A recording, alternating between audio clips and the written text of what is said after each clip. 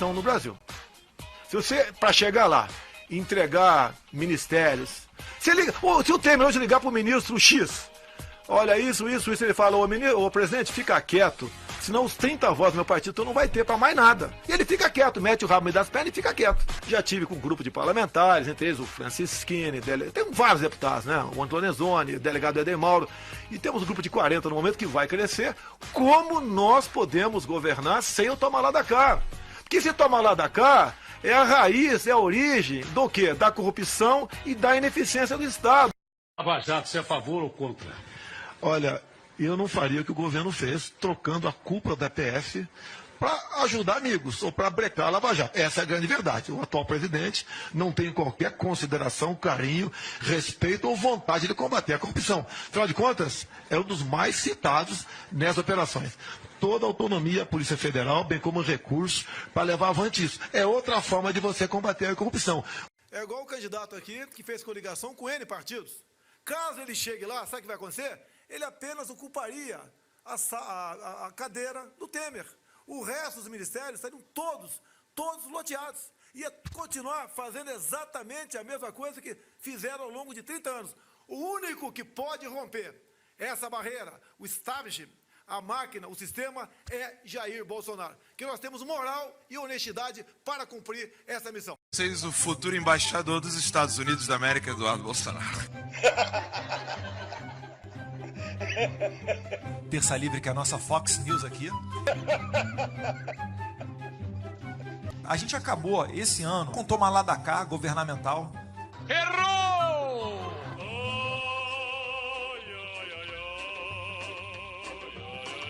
O governo não conversa mais com o não conversa mais com o Congresso na base do toma lá da cá.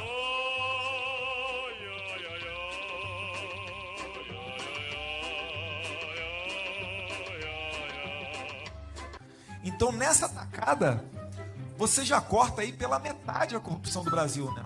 Dentro da esfera federal.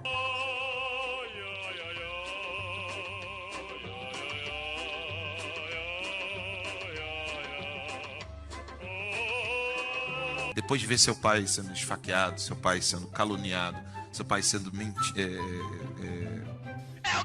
Ele é só o braço político. Se não tivesse um Terça Livre... Porra! Tudo isso? O Jair Bolsonaro jamais teria chegado lá. Então, quando ele chegou, o que ele faz? Um monte de bosta.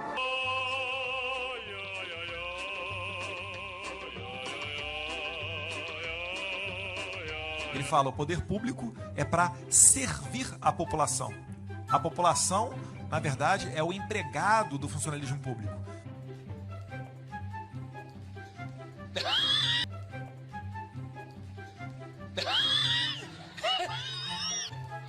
Tá bom. E ele não está inovando. Ele está copiando, por exemplo, o que dizia Ronald Reagan. O que ri por último come mais chocolate.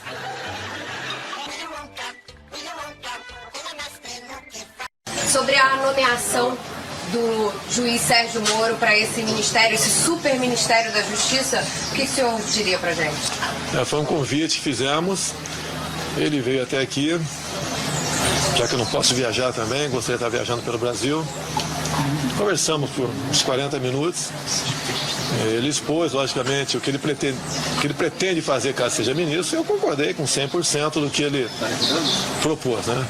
Ele queria uma liberdade total para combater a corrupção e o crime organizado, e um ministério com poderes para tal. Eu até adiantei, quem sabe uma fração da COAF dentro do Ministério da Justiça.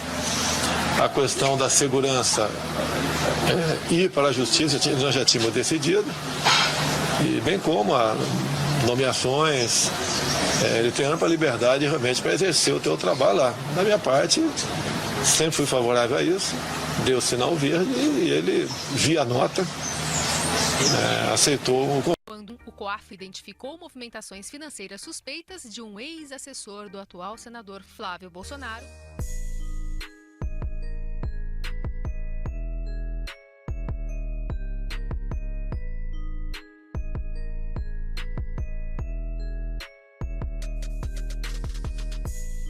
Rio de Janeiro começa a investigar denúncias de funcionários fantasmas no gabinete do vereador Carlos Bolsonaro. Uma reportagem da revista Época apontou em junho que Carlos empregou 7 parentes de Ana Cristina Vale, ex-mulher de Jair Bolsonaro, e sua madrasta. 2 deles admitiram à reportagem nunca terem trabalhado para o vereador, embora estivessem nomeados. 1, 2, 3, vai, filhão!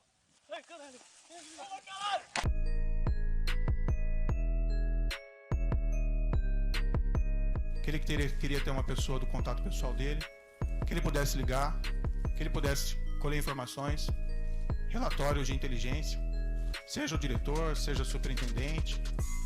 E realmente não é o papel da Polícia Federal prestar esse tipo de informação. As investigações têm que ser preservadas. Eu tenho que todo dia ter um relatório do que aconteceu, em especial nas últimas 24 horas.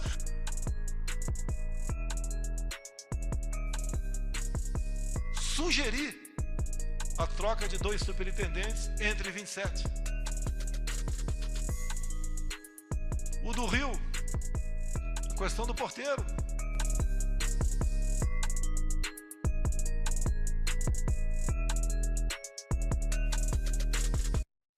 Não aumentou em nenhum único caso o número habitual de mortes por gripe no mundo. Nenhum único caso, gente. Então, isso é a mesma coisa que dizer, olha, essa endemia, ela simplesmente não existe. Então vamos lá. Se você tem que fazer autópsia de todos os órgãos para dizer que aquela pessoa morreu de coronavírus, isso não está acontecendo. Coronavírus, em tempos de coronavírus. Corona é o caralho. Mas eu quero saber você aí que ficava defendendo o Sérgio Moro. Não se defende abortista. Não se defende pessoa que apoia o ativismo judicial. Não se defende quem apoia o inquérito legal do STF. Não se defende quem mente descaradamente sai atirando sem provas.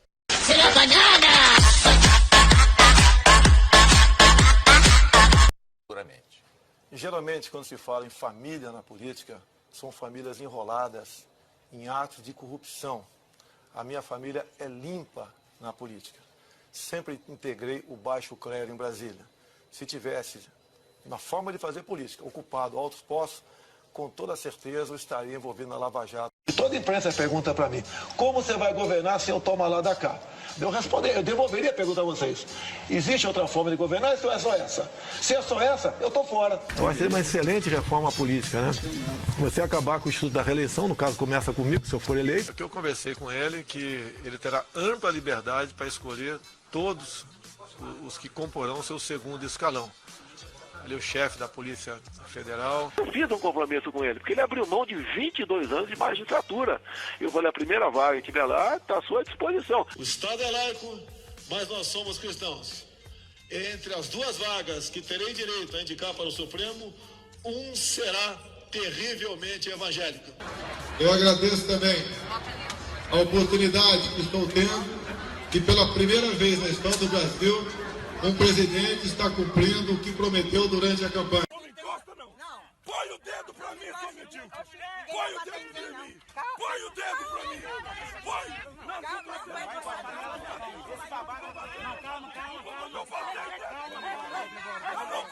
O único que pode romper essa barreira, o establishment, a máquina, o sistema, é Jair Bolsonaro. Preste atenção nesse absurdo. Manchete de hoje, segunda-feira, dia 11/5/2020. Com demissão de Moro, Bolsonaro considera indicar Aras para o Supremo, para uma vaga no Supremo. Basicamente, a matéria da Folha diz o seguinte, que se o PGR, que é o chefe do Ministério Público desse país, o Procurador-Geral da República, quem pode inclusive denunciar políticos, gente que tem foro, como o presidente da República, se ele for bem bonzinho, Bolsonaro mandou esse recado, deixou vazar esta informação para a imprensa através de seus assessores, que se o Augusto Aras for bem bonzinho, ele terá a segunda vaga no Supremo, a vaga que seria de Sérgio Moro. O que significa ser bem bonzinho? Significa ignorar todos os pedidos de investigação e ignorar uma eventual denúncia do presidente da República por uma série de crimes, entre eles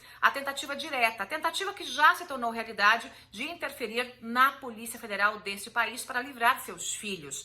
Basicamente, O que o presidente da República fez foi vazar uma informação para tentar cooptar Augusto Aras, oferecendo a ele uma vaga em troca de prevaricação. Prevaricação. O presidente da República passou de todos os limites. Trocando em miúdos, o que disse Bolsonaro é o seguinte: olha só, Augusto Aras, se você não me denunciar, terá uma vaguinha no Supremo. Isso merece a atenção de todo o país. É inadmissível que um presidente da República continue usando do Estado brasileiro para se defender, basicamente se defender dos seus crimes e defender os filhos dos crimes, das punições pelos crimes que cometeram. Isso joga luz ao modus operandi que o presidente da República tem trabalhado. Eu não acredito que o Procurador-Geral da República vá ceder aos encantos do presidente, vá rasgar o seu currículo, o seu passado, a sua biografia para prevaricar, trocando um processo de investigação sério por uma vaga no Supremo. E você?